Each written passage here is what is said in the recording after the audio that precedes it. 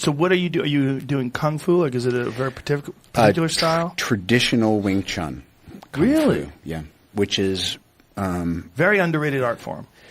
Yes. Also, so many trade secrets and so different than how I see it when I'm looking at videos, in that in UFC, everything is out in the open and it's discussed and you see. And a lot of the Eastern stuff, there was a turf wars and we're not really going to show them our footwork. We're not going to do this. So, but anyway, it's been a real deep dive with my Sifu, Eric Oram, who's Sifu, my Qigong, is Grandmaster William Chung, renowned kind of Hong Kong rooftop fights, all that stuff. Amazing lore, but very technical, difficult to build, and easy to use.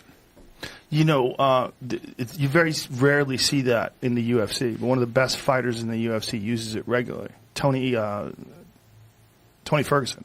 Tony Ferguson uses trapping hands. The Mukjung. Yeah. Yeah. He grabs wrists and comes over the top with elbows. He does straight Wing Chun. He does it all the time. And he even practices on a wooden dummy. Yeah. I got my ass kicked by a wooden dummy for about 3 years, and then I finally understood the principle of don't fight force with force. And, you know, it's just nuts. So anyway, half the time, if I would be in a critical artistic situation, I would just say, because Wing Chun problems are life problems are Wing Chun problems, and I would just go back to how did this kind of relate to, because I don't like getting clocked and getting my teeth knocked in, because we tend to, sometimes we glove up, but we're not wearing mouthpieces. It's very... Why are you wearing a mouthpiece? It's certainly not, because he's very good at pulling his punches, and he's also even better at making sure that I don't accidentally hit him. But we get as close as we can to what the real experience would be. But again, it's like everything. I'm sure, you know, a few clicks back down the road, there's things that instructors were doing that would be considered illegal to do to a group of students nowadays. Yeah, for sure. So not just a few clicks while I was coming up. That's what I would imagine. Yeah. Oh, yeah. They'd hit each other. Yes.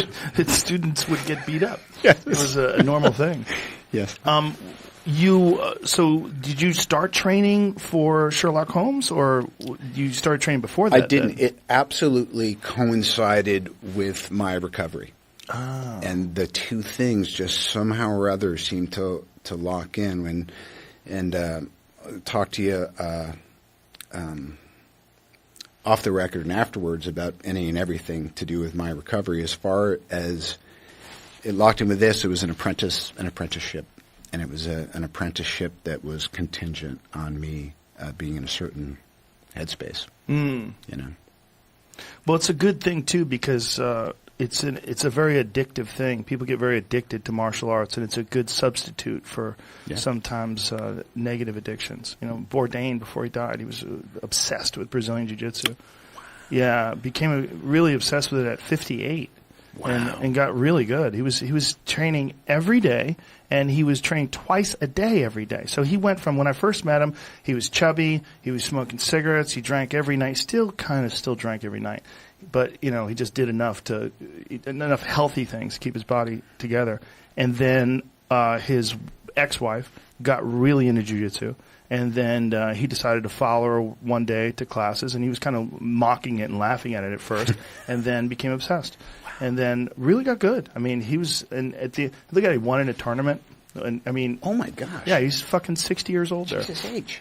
What's really crazy is a picture of him walking down the street I think they were in Rome, and he has no shirt on, and he's fucking ripped.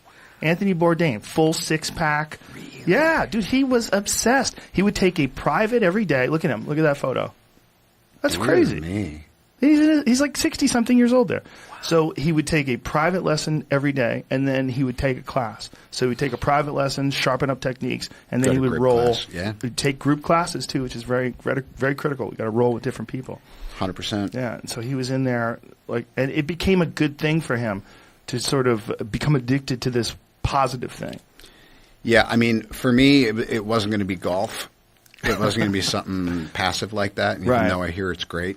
But it's been it's just been a great gift. And it's also the thing where, you're never done. I made black belt 5 years ago for another grading, and now we're doing a lot of weapons stuff. And it's just, I That's just awesome. adore it. Congratulations.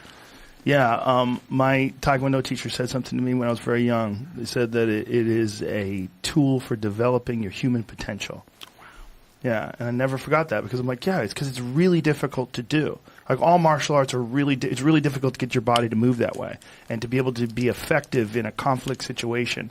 And if you can do it, and you can do it over and over again, and you can overcome that difficult thing, and you thought it was unsurmountable, and then you figured out how to do it, eventually you get to this point where you realize, well, everything in life is like that. Everything in life is like something, it's a puzzle. You have to figure out how am I approaching it wrong? What can I do to make it better? How do I get more competent at this particular skill or this particular discipline?